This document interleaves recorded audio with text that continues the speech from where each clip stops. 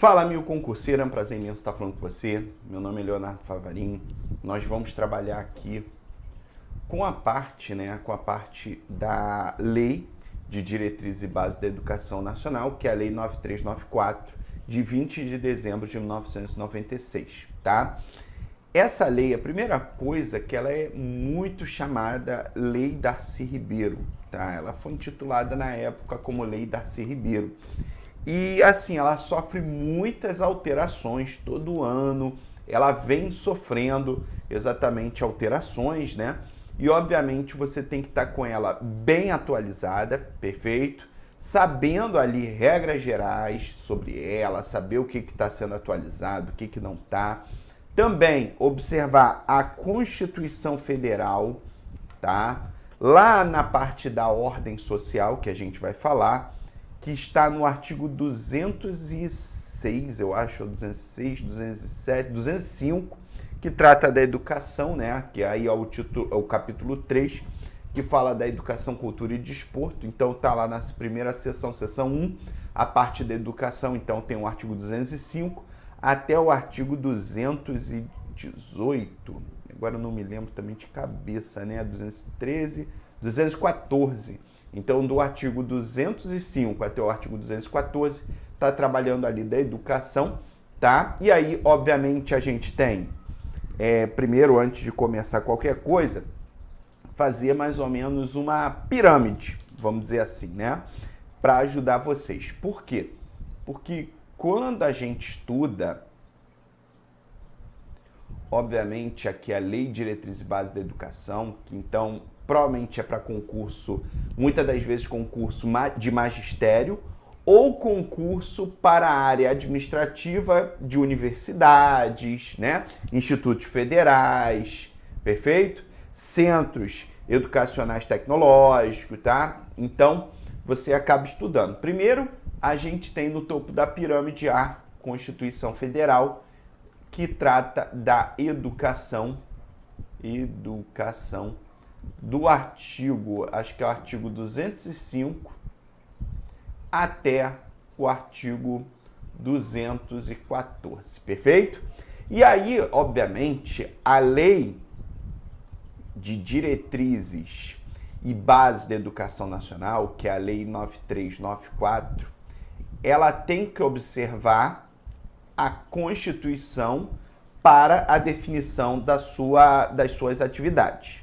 Mas aqui a gente tem que observar o seguinte: essa lei, ela trata das normas, ela trata de normas gerais da educação nacional, perfeito? Então, gente, eu já vou falando aqui, vocês vão ver eu escrevendo, fazendo muito slide, desenhando, fazendo um gráfico exatamente para quê? Para você observar de uma forma mais clara, facilitar na hora da prova, porque hoje as bancas elas têm um nível de cobrança que está cada vez mais aumentando, perfeito? Então, antigamente cobrava só coisas básicas, né? Perguntava o número da lei, o que ela trata, perguntava coisa bem simples. Hoje o nível está muito maior, está muito mais dificultoso, tá? Então você tem que aumentar também seu nível e obviamente aqui a gente vai aumentar o nível também. Então, ó, quando a gente fala das normas gerais, significa dizer que essa daqui, ó, é uma lei federal, né, de caráter nacional. Então, seja a União, a própria União, seja os estados, seja os municípios, eles vão criar as suas leis, que são as leis específicas, de acordo com a norma geral que é estipulada pela Lei 9394, tá? É a norma específica, né? Então, obviamente, a gente tem que observar isso, perfeito? Tranquilo? Maravilha, então. E aí, o artigo 88, exatamente, ele fala sobre essas características lá no artigo 88, e ele divide exatamente pensando, né, sobre a educação, já que a educação na Constituição Federal é uma competência comum, né, é uma competência que é dividida para todos os entes da federação. Então, o artigo 88 ele fala assim: a União, os estados, o Distrito Federal e os municípios adaptarão a sua legislação educacional e de ensino às disposições desta lei no prazo máximo de 1 ano, tá? A partir da data da publicação. Perfeito? Quer dizer o quê? Que os outros entes da federação, quando criar ou já terem criado as suas legislações, né? Porque provavelmente já criaram as suas legislações. E aí veio a lei posterior. Então, a gente está vendo que por força do artigo 88, os entes da federação têm que adaptar a sua legislação à norma geral de educação e diretrizes básicas da educação. Perfeito? Então, eles têm que definir ali de acordo com o que diz essa norma geral. Perfeito? Tranquilo? Então, eles têm esse prazo. Continuando, agora a gente vai pegar o artigo 1º, que é um tema muito interessante, é um tema que a gente tem que observar. O artigo 1º a educação abrange os processos formativos que se desenvolvem na vida familiar, na convivência humana, no trabalho, nas instituições de ensino e pesquisa, nos movimentos sociais e organizações da sociedade civil e nas manifestações culturais. Então, gente, cuidado. Educação é muito mais amplo do que meramente o ensino, não é? A gente sabe que a gente tem a secretaria, né, que elas, obviamente, né, secretarias municipais, secretarias estaduais, que embora eles falam num sentido até de educação, eles ali promovem o ensino, perfeito? A educação, de certa forma, ela é muito mais abrangente, não é? A educação, ela desenvolve na vida familiar, onde a criança ali na própria família é educada, né? Na convivência humana, no trabalho, nas instituições de ensino e pesquisa, claro, as instituições de pesquisa também têm esse papel, né? Nos movimentos sociais, organizações da sociedade civil e nas manifestações culturais. Então, a educação, gente, entra nesse conceito exatamente muito mais amplo. A pessoa desenvolve esse direito, que a gente tem que falar aqui, que eu vou falar algumas características básicas que a gente tem aqui ligada à educação, que pode vir na tua prova algumas características, tá? E aqui, ó, primeiramente, bota aí, risquei aqui sem querer, educação, olha aqui, educação, ponto. Gente, a educação, conforme a Constituição, ela fala que é um direito social, tá? Isso ela está prevista na Constituição Federal, lá no artigo 6º, perfeito? Além do transporte, alimentação, o trabalho, né? A educação, de certa forma, é um direito social, perfeito? A gente também tem a competência da educação, né? Do artigo 24, que é uma competência comum.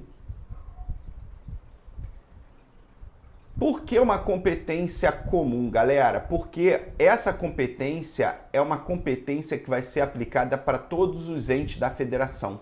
Todos os entes. Então, quando a Constituição e entes, a gente fala União, os estados, DF, os municípios, né? Todos têm que entrar no serviço da atividade da educação.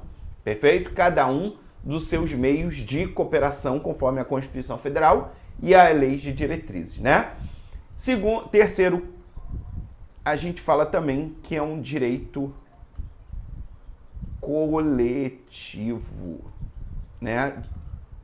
Direito coletivo, perfeito? Então, a educação é um direito social, porque está ligado ao campo da coletividade, é um direito, na verdade, é um direito que tem que ser aplicado por todos os entes da federação, tá?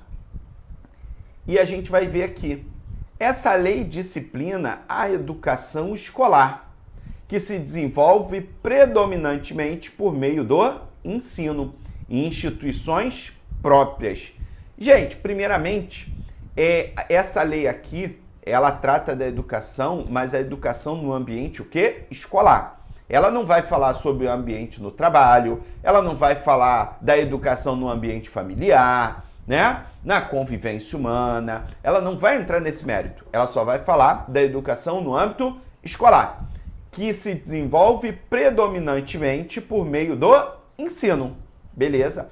Em instituições próprias. O que seriam instituições próprias? São instituições próprias de ensino. Não quer dizer que são instituições públicas, não necessariamente. Por quê? Porque a gente sabe que a iniciativa privada, ela pode atuar também, né, junto, de forma complementar, na educação escolar. Perfeito? Tranquilo? Mas lembre-se, essa lei de diretrizes, tanto aplicada para as instituições públicas, tanto para as instituições privadas. Perfeito? Tranquilo? A educação escolar deve vincular-se ao mundo do trabalho e à prática social, né? Então isso é importante também. Por quê?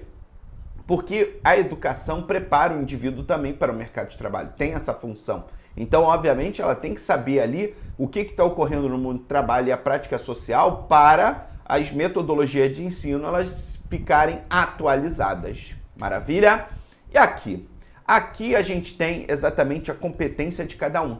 E o artigo 2º ele fala assim, ó, a educação, que é um direito social, é um direito coletivo, dever da família e do Estado, inspirada nos princípios de liberdade e nos ideais de solidariedade humana, tem por finalidade. Então aqui, gente, primeiramente, a gente separa o dever, tá? Aqui ele bota dever da família.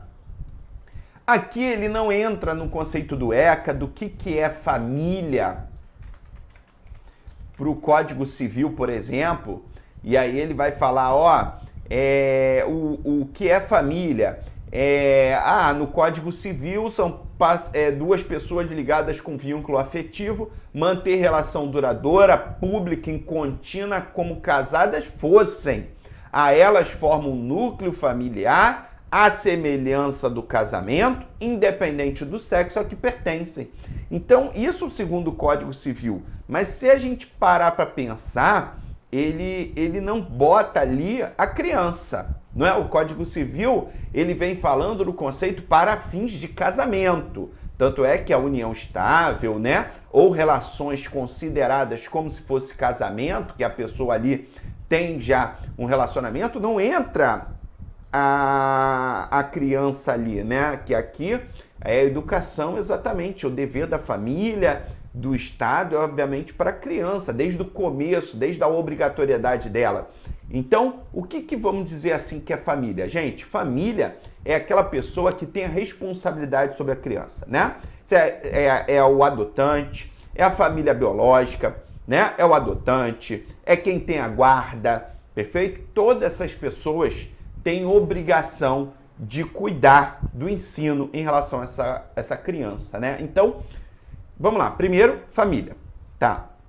Segundo, do Estado. Esse outro ponto aqui, quando a gente fala, ó, do Estado no sentido amplo, perfeito? Por quê? Não é o Estado do Rio de Janeiro, o Estado de São Paulo, o Estado do Espírito Santo, o Estado do Amazonas, não é isso. Ele está falando do Estado, poder público, perfeito? Então tem esse sentido de poder público, seja da União, dos Estados, DF, dos municípios, todo dentro das suas competências, tem obrigações por meio de políticas públicas, tá? Seja orçamento, seja pessoal, os professores, então tem que abrir concurso público para professor para cumprir esse dever, né? Porque senão vai faltar professor, vai faltar turma, não vai abrir vaga, né? Vai ter criança ficar sem vaga, sem acesso à educação básica. Então, o Estado tem essa obrigatoriedade por meio de políticas públicas, né? E é o dever dele, tá? Inspirada no princípio de liberdade, a liberdade de lecionar, a autonomia, que a gente vai falar também, ideais de solidariedade humana, perfeito? E tem por finalidade, primeiro, finalidade. Eu estou separando esses dois aqui porque esses dois aqui vira e mexe caem em prova, né? Às vezes jogam ali. Então, ó, primeiro, finalidade. O pleno desenvolvimento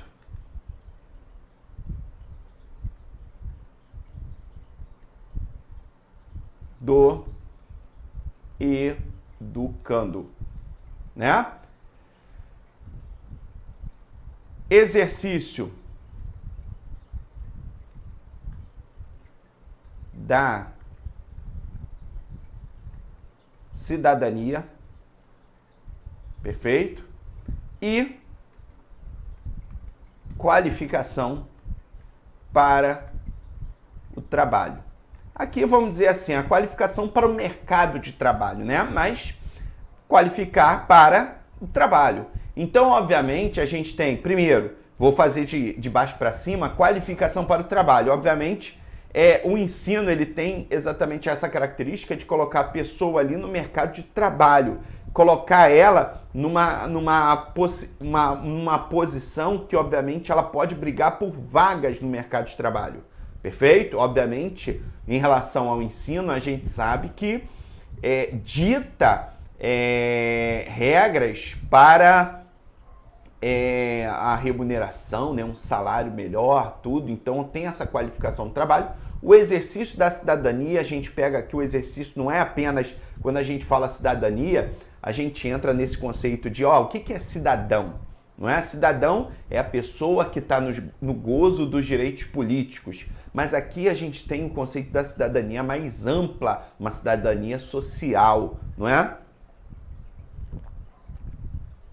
Porque a pessoa com o ensino, ela tem o desenvolvimento de questionamento, né? De melhoria social, ela vai olhar como um todo, não é? Então a gente sabe que na prática, quando a gente vê, tem gente que pega a latinha, né? E joga assim no chão, na rua, aí você, caraca, por que essa pessoa tá jogando? Aí ele fala assim, é para dar mais emprego pro gari.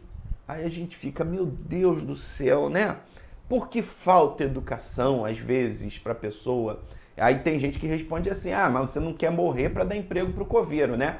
Então, é mais ou menos isso. Então, às vezes, falta um pouco mais de conhecimento para a pessoa, para ela ter um senso crítico, não é? Para a gente, às vezes a gente fala até besteira num campo que a gente não conhece. Às vezes eu tenho que falar sobre alguma coisa ligada à área de saúde. Gente, eu não piso nisso, né, na área de saúde. Eu não tenho contato direto. Então eu evito falar exatamente para não falar o quê? Besteira, porque eu não tenho conhecimento nessa área, né? Então a educação, o ensino em si, ele faz estimular, desenvolver a capacitação. Perfeito? O pleno desenvolvimento do educando, né? A pessoa ter ali, então, isso vai eliminando barreira. A gente fala do analfabetismo, a pessoa não consegue escrever uma carta, redigir um e-mail, não é? A pessoa não consegue escrever num caderninho de anotações, a pessoa não consegue pegar um ônibus porque vê ali as letras, não consegue entender qual o destino. Então isso daí gera uma quebra do desenvolvimento dessa pessoa. Ela fica limitada. Perfeito? É meramente como se você estivesse morando na Suíça e tem que estar lendo as coisas, né? Você não vai entender nada e aí você vai perder muito esse desenvolvimento, né? Então esse desenvolvimento, por exemplo, social, ali, a integração da pessoa, né? Então o analfabetismo é uma barreira imensa que o Brasil tem que quebrar, tá? Perfeito? Então essas são as finalidades, obviamente, dever da família e do Estado. Finalidade, o pleno desenvolvimento do educando, exercício da cidadania e a qualificação para o trabalho. Tem que lembrar disso? Tem que lembrar disso, tá? Agora, a gente tem princípios, perfeito? Aqui eu vou vou falar aqui dos princípios, a gente vai analisar algumas coisas, perfeito? Primeiramente, eu vou dar uma lida e, já temos aqui atualização, né? Em 2023, 2024 a gente também teve atualização. E aqui eu vou pegar os princípios para a gente dar uma analisada de uma forma bem carinhosa ali e tal, e observar. Primeiro, o ensino será ministrado com base nos seguintes princípios. Primeiramente, galera, o que a gente observa? A gente tem na Constituição Federal esses princípios, praticamente a maioria deles está lá no artigo 206 da Constituição. O artigo 206, deixa eu pegar aqui, acho que ele fala, cadê? De alguns dispositivos, né? O artigo 216 fala: o ensino será ministrado com base nos seguintes princípios. Primeiro, igualdade de condições para o acesso e permanência na escola, né? Então, a primeira coisa, gente, é a igualdade. Todos têm o direito de ingressar na escola sem distinção de qualquer natureza, não podendo se obstar da permanência de quem teve acesso. O acesso não pode ser impedido, perfeito? Nenhuma criança, nenhum adolescente, tá? Perfeito? Continuando, primeiro princípio, então, igualdade de condições para o acesso e permanência na escola. A própria Constituição Federal fala: todos são iguais perante a lei. Esse princípio do artigo 3º, inciso 1, é o princípio da igualdade, ou também chamado de princípio da isonomia, perfeito? Mas aí a gente, claro, pode agregar falando, ó, o princípio da igualdade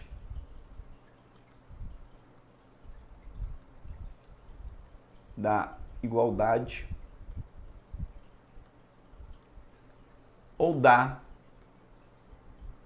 isonomia escolar, perfeito? Então, quando a Constituição fala todos são iguais perante a lei, ela está falando exatamente isso, olha só, nas condições para acesso e permanência. Então, para você entrar, tanto para você estar na escola, obviamente, a educação, o ensino vai ser comum a todos os estudantes, com as mesmas possibilidades, com as mesmas ferramentas, né? Então, claro, não vai ser os mesmos professores, né? A gente sabe que não dá para ser os mesmos professores, mas, claro, adotando as mesmas metodologias de ensino, perfeito? Então, é a mesma regra. Tanto é que até a merenda escolar, muitas das vezes, praticamente a mesma em toda a rede, né?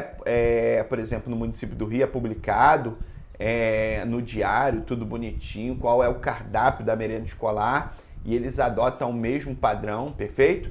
Então isso daqui que é igualdade, mas não é apenas a igualdade no acesso, mas também a igualdade na permanência na escola. Então durante essa permanência, obviamente, esse aluno ali, ele vai ter direitos iguais perante todos os demais alunos, perfeito? Liberdade de aprender, ensinar, pesquisar, divulgar a cultura, né? Pesquisar e divulgar a cultura, o pensamento, a arte e o saber, né? Então aqui, gente, a gente já entra num princípio, né? O princípio da liberdade, vamos dizer assim, perfeito? Que a gente, na verdade, está falando de uma autonomia educacional, perfeito? Aqui está ligado ao princípio da liberdade ou da autonomia educacional. Maravilha? Tranquilo? Beleza, então. Liberdade de aprender, ensinar. Então a liberdade é para o aluno aprender da melhor forma que ele acha, não é?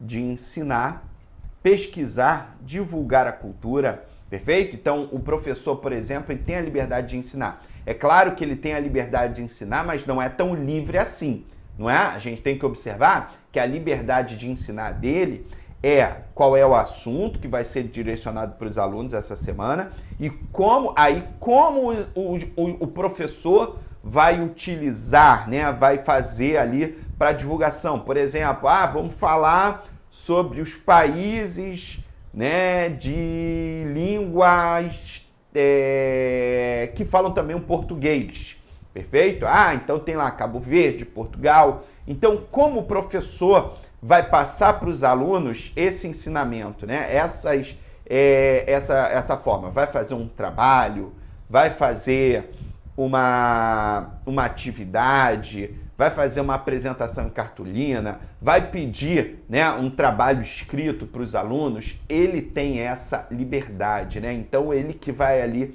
definir como ele vai querer essa forma, né? Pluralismo de ideias. Gente, pluralismo, a gente tem que entender que vem ali do movimento, vamos dizer assim, movimento plural, perfeito? Então, quando a gente pensa em pluralismo de ideias, você sabe que, obviamente, numa turma, né, numa sala de aula, seja a sala de professores, seja na própria secretaria, tudo, a gente tem opiniões diversas, né? Então, é sempre bom ter um debate ali para o melhor emprego ali das melhores técnicas, a observância de cada coisa, tá? Então a gente tem esse pluralismo de ideias. Por quê? Porque a gente tem, por exemplo, assim, vamos botar uma unidade aqui na sala de aula, a gente tem pessoas que pensam de várias formas, né? Sejam influenciados pela sua família, pelos amigos, tudo. Então a gente tem esse pluralismo de ideias e de concepções pedagógicas, perfeito?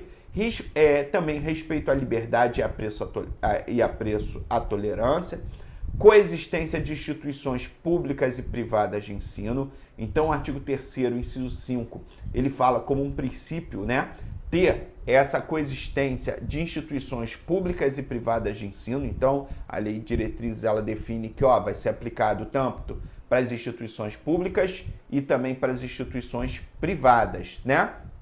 Só que para as instituições públicas, a gente tem o inciso 6, gratuidade do ensino público em estabelecimentos oficiais, perfeito? Então, a gente tem essa gratuidade. A gratuidade, gente, abrange, ela é muito mais ampla do que meramente não cobrar uma mensalidade. A gente tem a gratuidade no material escolar, né? Como é que a gente pode falar? No material escolar, na roupa, né? No uniforme. Então, a gente tem que observar que a gratuidade não é apenas mensalidade, né? Não é apenas troca por serviço, né? Se você então ficar um ano aqui, você vai prestar um determinado serviço, então isso é proibido, tá? Os pais ou a mãe tem que fazer um serviço para o aluno ficar na escola, tá? Então qualquer contrapartida que tem que gerar, né, obviamente, um pagamento ou uma atividade laboral, isso é proibido, exatamente pelo artigo 3º, inciso 6º. Imagina, né? O pai faz um trabalhozinho, uma atividade, tem que limpar a escola todo final de semana para o filho estar matriculado. Isso é proibido, gente, pelo amor de Deus. Continuando. Inciso 7, valorização do profissional da educação escolar. Obviamente, a Constituição Federal, ela exige o plano de carreira para os profissionais. Ela exige piso salarial para os profissionais, não é? Não apenas plano de carreira, não apenas um piso salarial decente para os profissionais.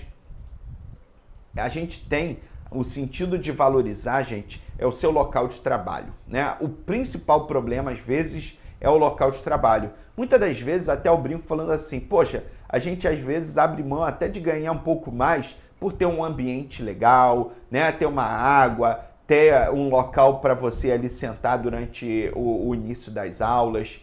Tudo isso daí eu acho que vale às vezes mais a pena do que meramente um salário, porque às vezes uma sala, né, sem um ventilador, sem um ar-condicionado, num calor de 40 e poucos graus, né, isso gera um problema de saúde muito grave para o profissional, para o professor e para os alunos.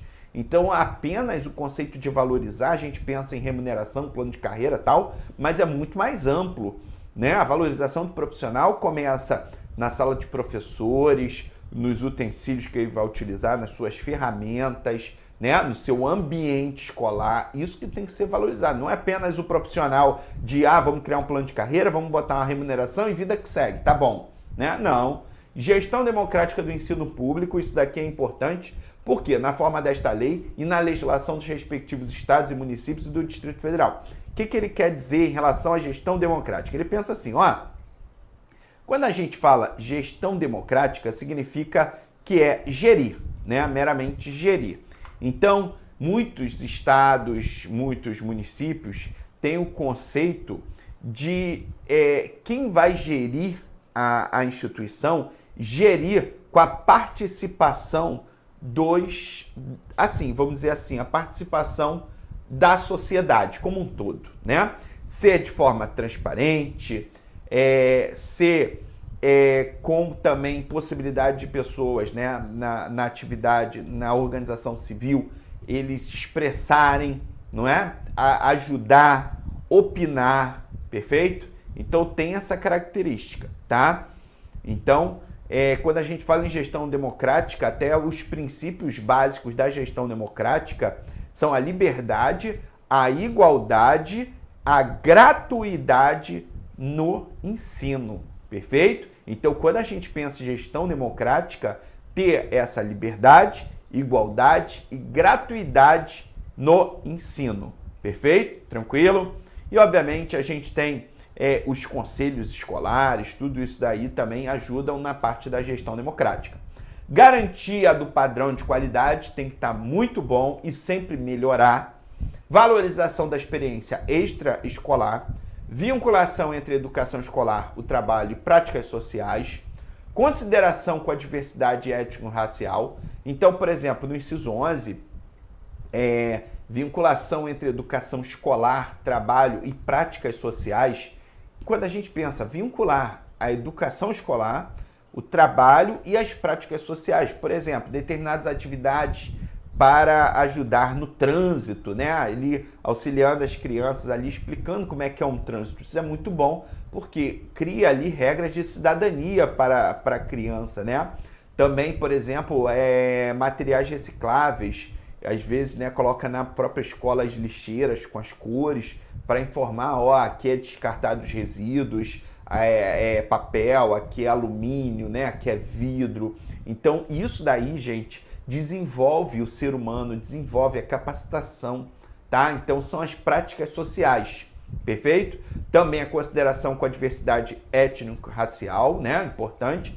Garantia do direito à educação e aprendizagem ao longo da vida. Respeito à diversidade humana, linguística, cultural e identitária de pessoas surdas, surdo e cegas e com deficiência auditiva, né? Então aqui, gente, primeira coisa, primeira palavra que está, o respeito a essas pessoas, perfeito? Seja os deficientes, né? No caso aqui ele está falando de deficientes visuais, né? Então essa daqui a gente tem o respeito à diversidade humana, linguística, cultural e identitária das pessoas, perfeito? Sejam eles pessoas surdas, surdos e cegas e com deficiência auditiva, perfeito? Tranquilo? Então, gente, fechamos nessa primeira aula aqui, tá? Falamos aqui algumas coisas ligadas à educação, algumas características básicas. Quem vai prestar a educação, né? Dever de quem? Da família, do Estado. A gente viu a finalidade da educação, tá? E entramos na parte dos princípios, perfeito, da educação nacional, tá? No próximo bloco, a gente vai estar falando do direito da educação e dever de educar, tá? E vamos entrar aqui numa outra parte e da organização da educação nacional, perfeito? Que é as competências de cada ente da federação, seja a União, vai definir como ela vai fazer, os estados, o Distrito Federal e os municípios, beleza? Um forte abraço e bons estudos!